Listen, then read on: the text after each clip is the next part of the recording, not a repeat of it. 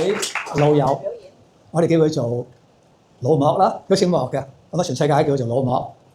咁啊佢喺一個鎮上邊咧，就喺稅務局嗰隻啦嚇，係做中級嘅即係公務員啦。咁咧仲有排都未退休嘅，咁啊但係咧佢都計到咧嚇，做下咧就要好似我哋咁講進休啦。到佢離開崗位嘅時候咧，升到盡咧嚇，都係做稅務局長咯，即係嗰個小鎮嗰度。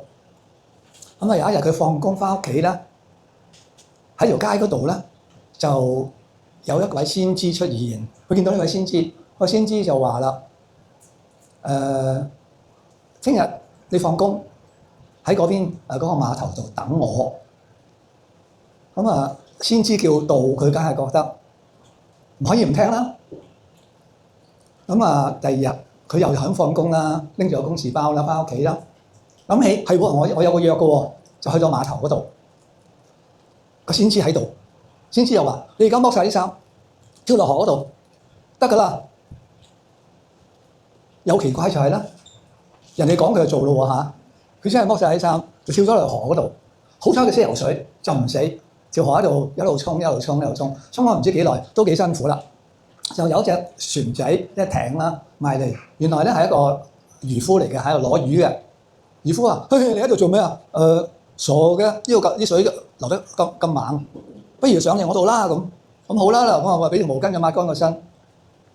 咁啊漁夫話：嚟我屋企食飯啦咁啊，佢就拍咗埋去佢漁夫嗰度啦，係一間茅屋。呢度冇錢嘅嚇，好明顯就係一間茅屋。咁啊漁夫就話：你喺度瞓啦今晚咁啊。第二朝起身傾得幾傾咧？佢話：咦，你都有啲墨水喎嚇，不如咁啦嚇，我哋就傾下睇下點啦。咁又傾咗一日。咁漁夫就話：你教下我寫字咯，教我認字啦嚇。咁啊，我又教你打魚啦。咁啊，以後咧你就留喺度啦嚇。咁啊，我又唔收你錢，你喺度包住包食，係幾好。咁佢話諗下都唔錯啊。咁啊留低咗喺度。咁啊真係學咗打魚喎嚇。咁啊打魚，過咗一兩年，有一晚佢瞓唔着，整下咧就嚟天光啦嚇。咁啊突然間嗰位先知又出現喎。先知話：聽我講，而家執少少行李嚇，就向住嗰邊摩蘇城嗰邊行啦咁。咁啊佢真係聽佢講喎嚇。咁啊跟住少包少少嘢咁啊行，就嚟天光啦，就嗰度咧開始有啲人行啦嚇，就有一個農夫行過喎，佢係執住啲嘢一個車仔咁啦，佢啲農產品拎去墟嗰度賣嘅。佢話：你可唔可以幫我手啊？咁好重啊嚇，一齊整架車咁幫我抬啲嘢啦。咁佢話又好啊嚇，橫掂佢都唔知做乜。咁啊於是咧就去到嗰度賣嘢，賣晒嗰啲農產品啦。咁啊個農夫話：你哋跟我翻去啦，我個農場嗰度，個農場好細嘅啫。咁啊佢又覺得幾好喎嚇，又學下耕田唔錯啊咁。咁啊耕下田咧，佢又愛上咗嗰個地方啦。咁啊好舒服啊！雖然係流下汗咁。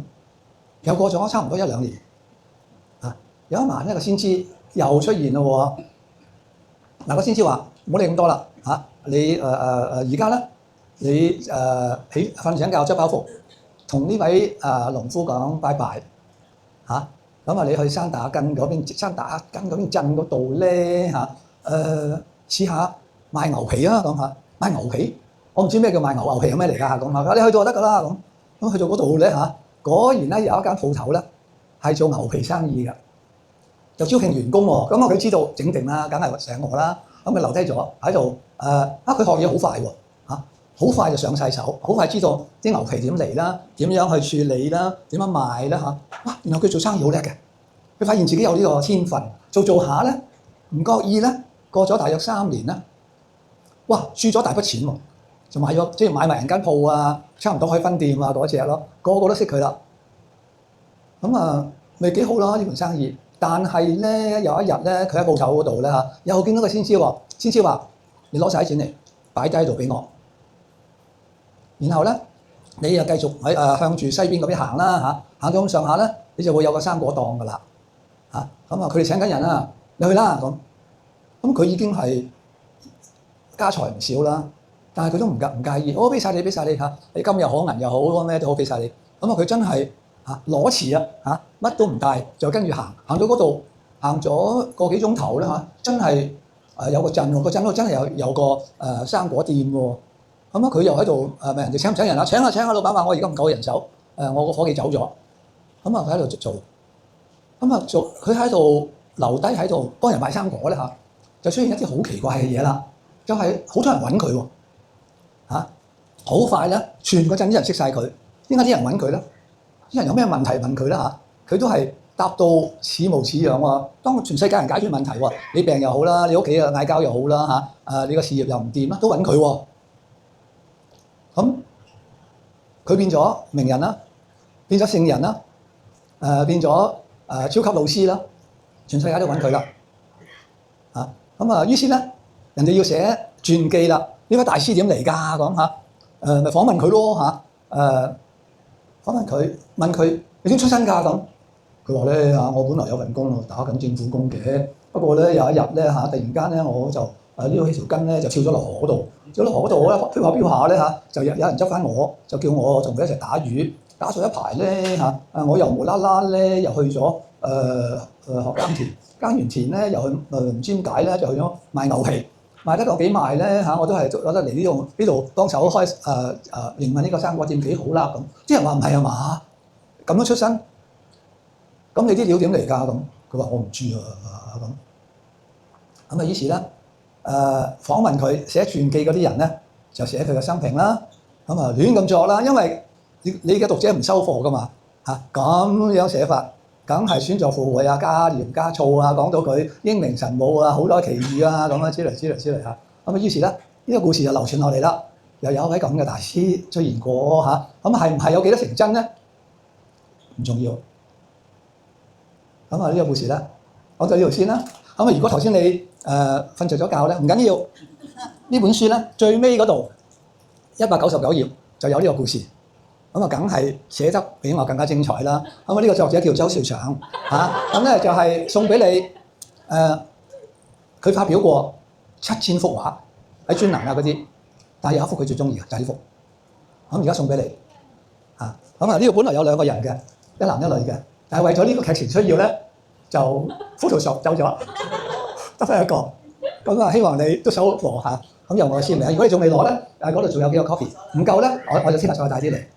呢本書咧係我70歲嗰一日出版嘅，即係就嚟8年前啦嗰日咧我決定啦我出版咗到而家為止咧282本書啦我中意嘅時候係想做作家嘅。有一日咧我嘅心願咧係攞咗全世界第一個華籍嘅諾貝爾文學獎梗係而家唔係啦有人攞咗啦但係我都叫做超額完成咗我嘅 quota， 就有282本書。呢度係其中一本。喺我70歲嗰日，我決定咧將我70年最精華嘅嘢，可以傳世嘅嘢要留低嘅咧喺晒度。所以啲字咁細，唔適合進修人士用放大鏡都唔掂。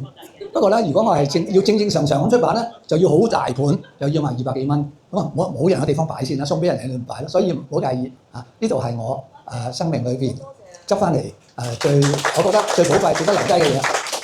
好講發夢好容易啫首先就講咩叫發夢先啦，因為我係做翻譯理論嘅我係一輩子咧喺大學裏邊咧我喺55歲嘅時候提早退休，喺大學裏邊咧都蒲咗30幾年啦加埋後來即係翻去換票 part time 前後40年。咧從翻譯嘅角度嚟講咧，個夢字係好難搞嘅，因為喺中文咧係貶義嘅，發夢你啲夢想呢啲嗰啲夢係好 negative 嘅通常，但係英文就唔係嘅。英文至少係 neutral， 即係唔會係有貶義嘅甚至係通常咧係有褒義嘅。哇 ，You are a dreamer, let's dream together. What a dream， 係咪所以究竟我哋係講夢想喎？乜嘢夢想咧？而家你睇到後邊嗰啲全部都係我啲畫嚟㗎一陣間你會佢一路有其他嘅畫俾你睇我哋講嘅當然係英文嗰個講法，去 dream。喺我55歲嘅時候咧，提早退休啦但係之前咧發生嗰件事在座咧有幾位叫做環保人士咩咁之類佢哋先係先鋒，即係大師全世界都識佢哋有台長啦，有局長啦之類講環保幾時輪到我講不過就係喺40年前啦我加入咗一個組織就叫做長春社，佢香港第一個環保組織，一個68年創立嘅。咁嗰陣時已經有3個啦，即係有呢個熊貓會啦，大家即係世界自然基金會啦，又有地球之友啦，有長春社啦。但係我做得幾做咧，我就發現唔好做環保啊！唔好意思環保直做唔過，因為問題唔喺個環境嗰度，你要搞啲垃圾，你要搞啲噪音，你要搞個海乾淨係咪？但係個問題唔環保署有幾多人？即係嗰陣時一個極少嘅衙門19萬公務員，你得幾百條友做到乜仲係好低格嘅添處長之馬咁咩意思咧？環保嘅問題唔係環保嘅問題，係運輸嘅問題，係交通嘅問題，係工業嘅問題，係商業嘅問題，係世界秩序嘅問題，係經濟嘅問題，係政治嘅問題。所以我就覺得唔得，咁搞環保咧，死路一條。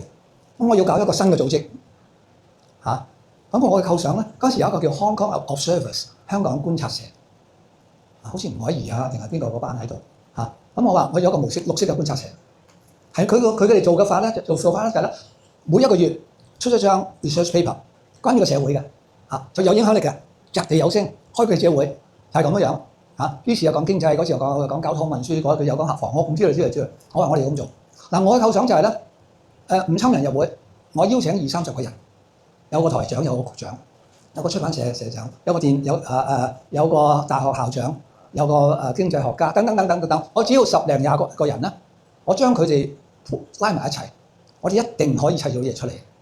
咁所以咧我就創立咗個會咯綠色觀察社咁咯開第一次會。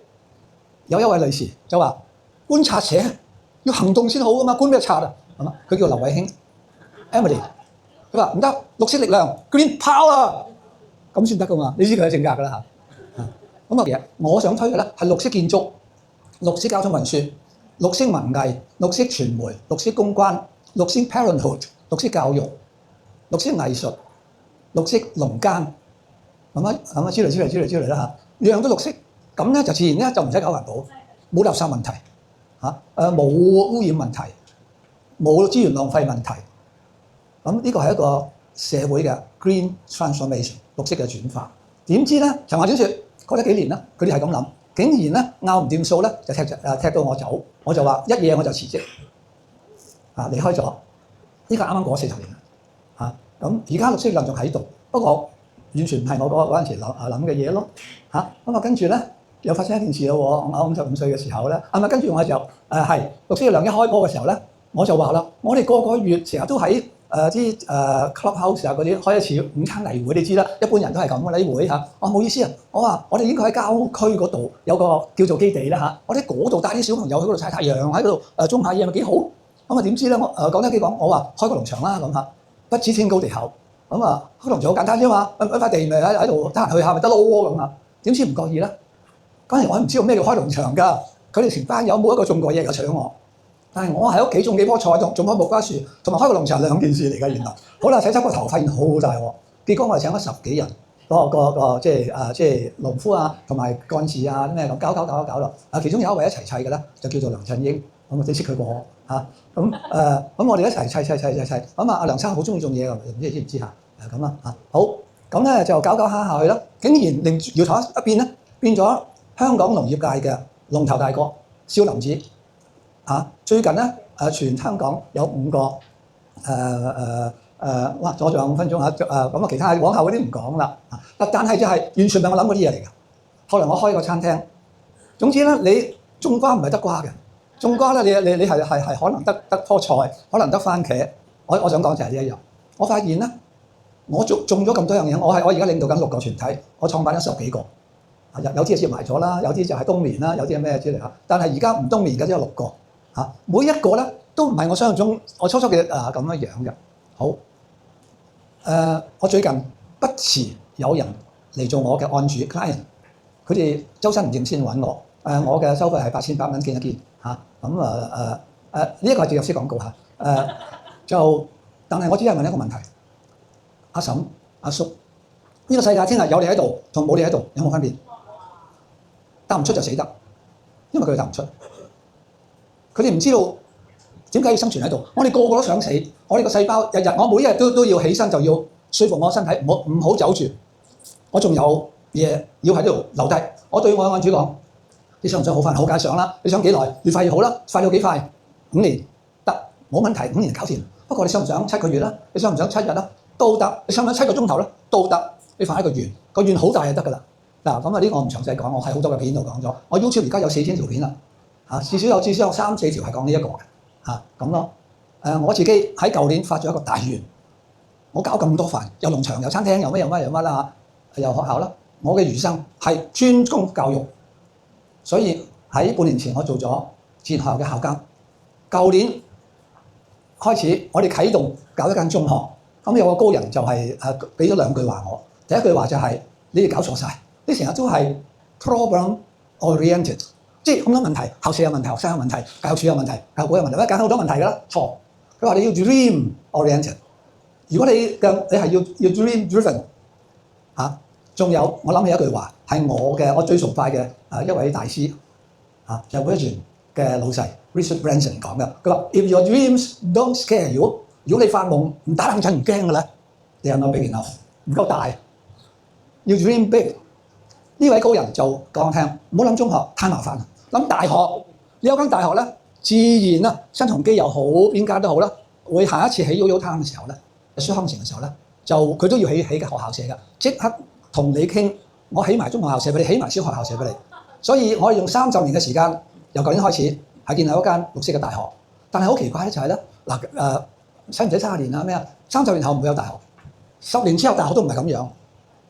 60年前我有大學嘅時候咧，同而家大學兩件回事嚟嘅。我哋係朝緊嗰個方向，我哋係完全轉化緊香港嘅教育。你會睇到我哋嘅中學喺未來幾年夢想成真。而家咧呢一度咧一個植入式廣告就係我哋招募大家嚟加入我哋嘅行列。咁我第一個已經招募咗咧，就係洪校長。將尋晚佢應承我落水啦呢度仲有幾位KK 都係啦，阿天耀又係啦，我哋係一齊砌呢間中學出嚟。我今年就係78啦，我需要30年，即仲有29年，我需要107歲去完成呢個夢。我說服我身體砌夠咁多，我哋個身體係跟住我哋嘅意念想，萬法由心。你諗咩嘢，個天就會幫你，就係咁咯。頭先我講咗咁多嘢啦，只係總結幾句話，我會送俾大家，我會喺我哋嘅 group 度咧。第一就係 history is made by people who didn't know it was impossible。中文嘅翻譯就係咧，係傻仔不知天高地厚，騎虎難下，唔知點解搞出嚟嘅。我餐廳又咁搞出嚟，農場又係咁搞出嚟，而家呢檔又係咁搞出嚟。我哋嗰間自然學校都係咁搞出嚟。第二句就係 Man proposes, God disposes。人有人算，天有天算，人算不如天算。係咧，頭先開嗰個故事就係、我點解要講老莫啦？老莫就係啦，上面叫佢做乜佢做乜，咁啊掂㗎啦。你去做咩嘢啦？就係最收尾我想同大家分享嘅咧，講埋呢一句，就係、我1961年進入天主教接受領洗啦，一路念咗30年。如果你係基督徒，你一定識嘅主禱文天主經 The Lord's Prayer， 係頭30年我完全知佢講乜㗎，冚唪唥 miss the point。最重要一句話就係、Your will be done as in heaven， 即係話咧天父你想要做嘅嘢啦我哋喺個地上完成，但係 Your will not my will。我哋成日都執着咁痛苦咧，就係我哋想要咁感覺，唔係嘅，個天會同你安排晒嗰啲嘢㗎啦今日我想講嘅嘢就係咧，唔好發你個夢，發上面嗰個夢。自然嗰個夢咧，不論佢點樣發展咧，都係好精彩嘅。多謝晒。好，你點樣知道你而家發展嘅係 His will and not your will？係呢一個就係我哋講搭通天地線啦咁你就請你睇第13章解講書裏邊咧就講得好清楚嘅，或者係嚟參加我嘅課程。呢個就係植入式廣告喎，唔好意思啊，植入式廣告。好，到你。我想呢個植入式廣告啊，可唔可以加個摩登長老學校落去你個 plan 度咧？嗰個其實咧就係唔分年齡嘅，由幼稚園幼兒園一路去到我哋呢個年紀。再傾。將來嘅大學唔係咁噶啦。我想問夢可唔可以每晚都發唔同嘅夢？唔係可唔可以？其實我哋每晚都平均發6個夢，咁冇應該係各式各樣都有。多謝晒。好，不如兩位有多兩位朋友，即係冇我第一條啦嚇。你我最尾一個就話 If your dream doesn't scare you，即係唔夠大啊嘛。你覺得而家你鼓勵大家發啲點樣大嘅夢啊？有咁就得咁大。你想快啲好，你想搞掂個生命發一個好大嘅夢就得㗎啦。我同我嘅病人講啦，佢成日都話啦，我想7日好翻啊嗰隻啦，我話得我一係問佢：你最近有咩 passion？ 梗係冇啦，係咪？你最近有冇做過義工？梗係冇啦。咁你有冇有做過咩開心啊？譬如佢話我都試過一次去幫人哋餵流浪貓喎，又睇啲真事嚟嘅。我話得啦，嗱你想7日好啦，7個鐘頭好啦，好容易嘅啫，好容易信我，發一個願。呢個願就係3年後嘅香港一隻流浪貓都冇。嗱你即刻喺4個月之內籌29億港幣。然後喺18區，每一區有10個乜嘢中心收留所乜嘢嘢，每一個度喺即係我哋講1年之後要實現嘅咁請幾多人出幾多 MPF 都要計埋咁之類之後計到有咁盡。你掛住去計嗰啲數啦，你掛住日喺度夢想啦，每1秒鐘你喺夢想啦，你個身體就會好翻。All healing is self healing。即係我嘅思路就係咁樣嘅，就係你要發一個好大嘅夢發你嘅春秋大夢。係。我想講嘅就係 dream big fly high。冇錯係根本我哋係夠大先飛得更高啊！但係要有夢，要有 passion， 有個所謂我先飛得起㗎，係嘛？好似風一樣。如果你係冇夢想咧，你後隻紙鷂成日都趴喺地嘅啫。好，唔該晒，真長講嘅好，考你啦。